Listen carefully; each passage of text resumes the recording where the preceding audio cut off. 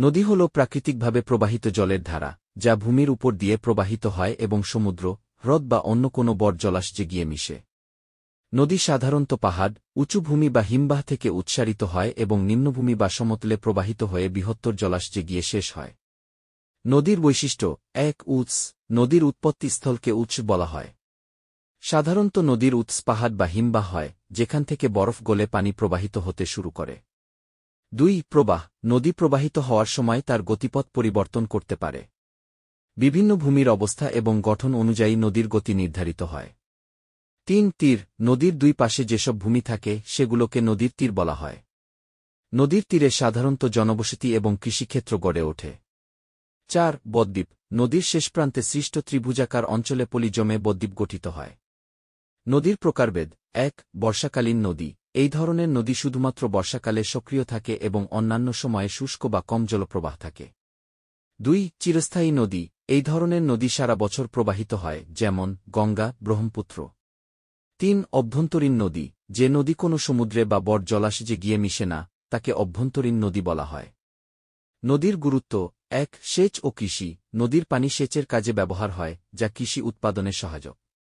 ২ মানব বসতি। প্রাচীনকাল থেকেই নদীর তীরে সভ্যতা গড়ে উঠেছে, কারণ নদী মানব সমাজকে পানি, মাছ, যোগাযোগ এবং বাণিজ্য ব্যবস্থার সুবিধা দেয়। ৩ পরিবহন। নদী যোগাযোগ ও পরিবহন ব্যবস্থার জন্য গুরুত্বপূর্ণ। ৪ জীববৈচিত্র্য। নদী তার আশেপাশে বৈচিত্র্যময় উদ্ভিদ এবং প্রাণীজগতের বাসস্থান সরবরাহ করে। বিখ্যাত কিছু নদী। নীল নদ, বিশ্বের দীর্ঘতম নদী, আফ্রিকা মহাদেশে অবস্থিত। আমাজন নদ, বিশ্বের সবচেয়ে বৃহত্তম পানি ধারণকারী নদী। গঙ্গা নদী, ভারতের প্রধান পবিত্র নদী। নদী আমাদের জীবনের প্রতিটি ক্ষেত্রে গুরুত্বপূর্ণ ভূমিকা পালন করে এবং পরিবেশের স্থিতিশীলতা বজায় রাখতে সাহায্য করে। নদীতে বিভিন্ন প্রজাতির মাছ পাওয়া যায় এবং এটি নির্ভর করে নদীর প্রকার, স্থানীয় জলবায়ু এবং পরিবেশের উপর। সাধারণত নদীতে নিম্নলিখিত মাছগুলো পাওয়া যায়। ১ রুই, ওহিউ। এটি একটি খুব জনপ্রিয় মাছ যা সাধারণত মিঠা পানির নদীতে পাওয়া যায়।